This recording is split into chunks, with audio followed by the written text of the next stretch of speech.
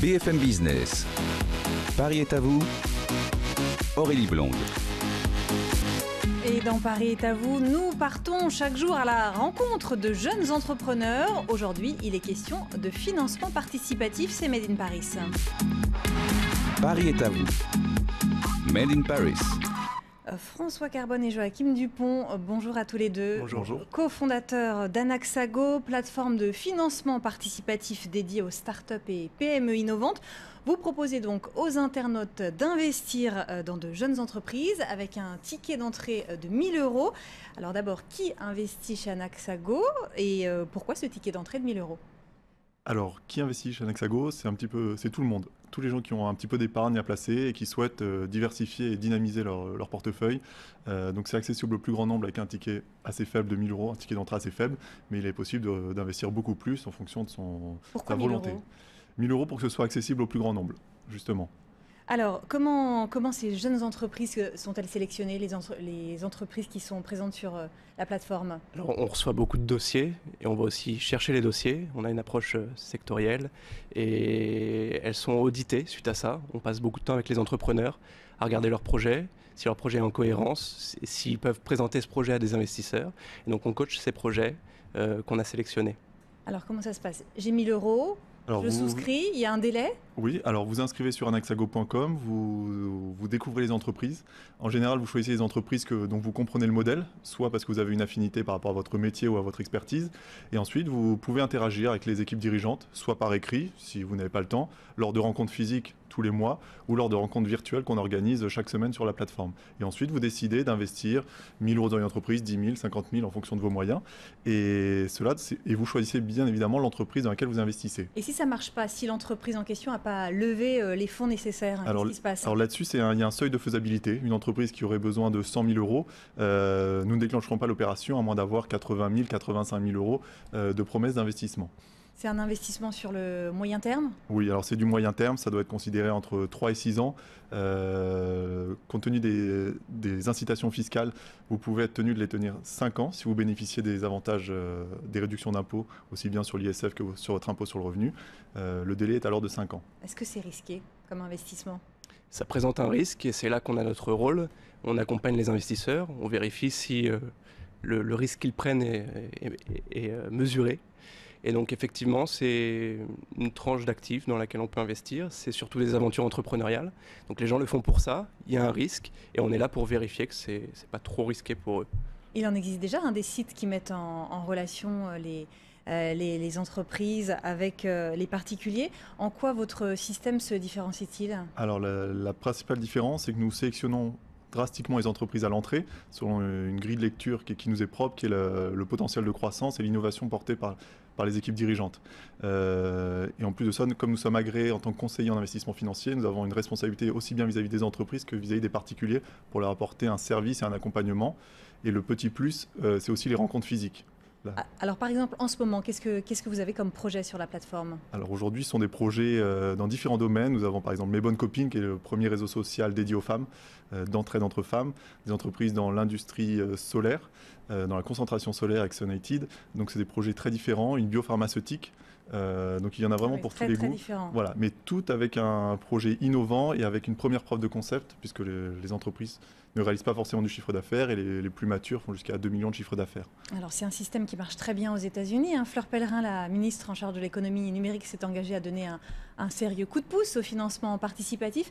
Pour vous, quels sont les freins aujourd'hui à ce système? Frein de son développement en France? Essentiellement dans la communication. Ça veut dire que pour fournir toute l'information sur un dossier à un investisseur potentiel, faut être dans une exception. Et donc on doit fonctionner dans les cadres de cette exception. Donc fonctionner avec 150 personnes, c'est l'offre au public. Et l'objectif, notamment en France, ce serait de passer ce seuil à 1000 par exemple. C'est ce qui est proposé. Bien sûr, dans la limite que les dossiers soient carrés, vérifiés. Votre business model, il repose sur quoi? Alors notre modèle économique est basé sur la mission de conseil, puisqu'on conseille les particuliers dans leur prise de participation. Donc nous prenons 5% du montant de la levée de fonds, qui est principalement une rémunération au succès des opérations. Alors si on fait un petit bilan là, ça fait combien de temps maintenant? Alors aujourd'hui, on va souffler notre première bougie. On a été mis en ligne le 1er mai dernier. On va souffler notre première bougie. C'est une communauté de 5000 membres investisseurs potentiels. C'est 500 actifs.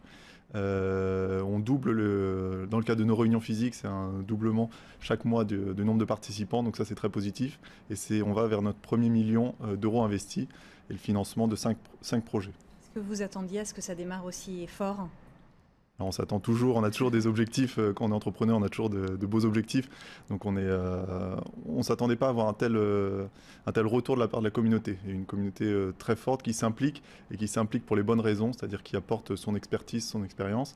Et des gens qui peuvent devenir un petit peu business angel avec 1000. On a un ticket moyen aujourd'hui qui est de 8000 euros, donc on s'attendait pas à 8000 euros le ticket moyen. On s'attendait pas à avoir un ticket moyen aussi élevé.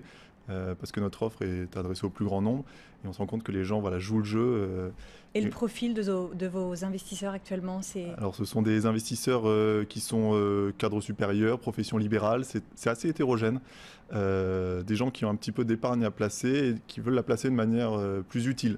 Parce que tout de suite, quand vous investissez 10 000 euros dans une entreprise, c'est autant qui va à la création d'emplois, à l'innovation, à la recherche. Donc voilà, c'est des gens qui ont cette approche. C'est vraiment ça que vous ressentez ou c'est des gens qui s'inquiètent aussi qui se détournent un peu des marchés pour se... Alors à l'origine, on a créé Anaxago en partie en voyant le grand désamour des Français pour la bourse, parce que c'est 2 millions de petits porteurs qui ont déserté les marchés financiers ces dernières années sur 7 millions avant la crise. Donc on a créé pour ça. Mais en fait, on se rend compte que les gens viennent pour découvrir les projets, pour participer à des aventures entrepreneuriales et pour, bien sûr, avec l'idée de faire un retour sur investissement potentiel assez important. Donc, il y a différents leviers, mais c'est la logique. Alors, en début d'année, vous avez réalisé votre propre augmentation de capital, 140 000 euros, je crois, levés, c'est ça. L'idée de cette somme, c'est pourquoi? Recruter? Alors oui, c'est 140 000 euros, on a joué le jeu, on s'est mis sur la plateforme et on a levé les fonds auprès de 30 actionnaires. Et l'idée, c'est, on a agrandi l'équipe, on communique mieux et plus. Et ça nous permet aussi d'apporter un service client meilleur à la communauté. Je ne vous ai pas demandé, le nom d'Anaxago, ça veut dire quoi? Pourquoi ce choix? Anaxago, ça vient d'un philosophe grec qui s'appelle Anaxagore et qui est le premier à avoir théorisé que l'humanité a avancé grâce à l'intelligence humaine. Très bien. Quel regard portez-vous aujourd'hui en tant que jeune entrepreneur sur l'entrepreneuriat? Est-ce qu'il y a des entrepreneurs français qui vous ont donné envie de vous lancer? Est-ce que vous avez des modèles en la matière? Alors oui, ça c'était l'autre raison pour laquelle on s'est lancé, c'est parce qu'on voit qu'il y a un vrai amour des Français, et un petit peu partout en Europe en ce moment et dans le monde, pour les aventures entrepreneuriales. On a eu des Free, des Mythiques, des Deezer récemment, qui ont prouvé qu'on était capable d'innover et d'avoir de très belles success stories. Et donc l'idée, c'était de se dire, voilà, en tant que particulier, on devrait pouvoir participer à ces success stories et pouvoir donc justement investir et être directement actionnaire de ces entreprises, les aider au moment où elles en ont le plus besoin, c'est-à-dire à leur lancement quand elles ont moins de 5 ans. Donc nous, c'est toutes ces entreprises-là qui nous ont aidés, ces grands entrepreneurs français qu'on voit de plus en plus en ce moment. Comment vous voyez le futur de votre entreprise? Les prochaines étapes, c'est quoi? Alors nous, la prochaine étape, c'est vraiment d'atteindre une taille de communauté une taille critique pour la communauté, c'est-à-dire d'avoir entre 35 000 et 50 000 membres pour permettre vraiment de financer entre 10 et 20 millions d'euros chaque année les entreprises françaises et recevant de plus en plus de dossiers de l'étranger et de même des investisseurs à l'étranger. On est en train de réfléchir justement... Vous avez des investisseurs à l'étranger? Oui, les investisseurs sont répartis dans 8 pays. Donc ça aussi, c'est la bonne surprise. Donc voilà, on cherche aussi à étendre le modèle. Une deuxième levée de fonds envisagée? Pas forcément, pas tout de suite. On a des propositions, donc on est en train de les étudier. Voilà. Merci beaucoup à tous les deux, François Carbone, Joachim Dupont, cofondateur d'Anaxago. Merci. Et des portraits d'entrepreneurs, BFM Business vous en propose chaque soir à la télévision. Gros plan ce soir sur Jay-Z, l'empereur du business du rap. Rendez-vous à 21h. En attendant, en voici un extrait. Ce n'était qu'un petit délinquant parmi tant d'autres. Aujourd'hui, il est à la tête d'un empire de 450 millions de dollars. Jay-Z n'a jamais été qu'un simple musicien. Son rêve était de devenir une institution. Personne n'aurait cru qu'il serait allé aussi loin, qu'il posséderait des boîtes de nuit, des lignes de vêtements, bref, tout ce qui lui appartient aujourd'hui.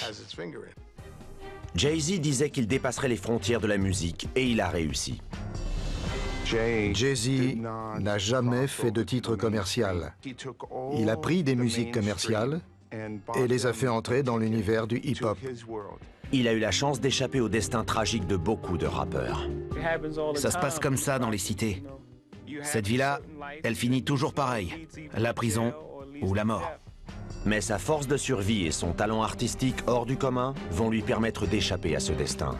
Il est passé de dealer au coin de la rue à PDG dans un bureau. Il a changé la donne.